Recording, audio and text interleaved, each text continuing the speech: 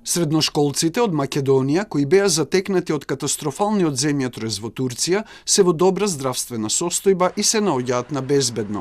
Тие со нашиот дипломат од ноќеска се на пат од погоденото подрачје кон Анкара, каде ќе останат вечерва, а потоа се очекува со автобус да тргнат од Истанбул кон Скопје, каде ќе бидат третирани поради претрпените трауми. Едниот од нив, на кој му бил повреден екстремитет во земјотресот, е прегледан, а повредата е имобилизирана.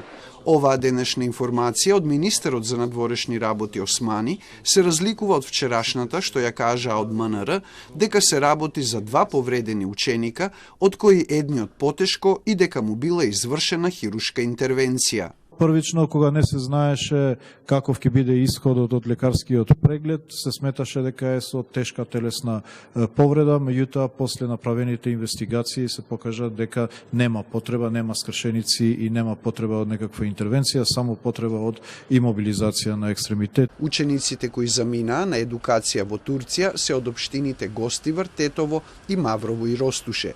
Тие заминаа на едукација преку програмата Erasmus Plus, што се реализира преку Турската агенција за образовни програми. Затоа Телма доби потврда од нашата Национална агенција за европски образовни програми и мобилност.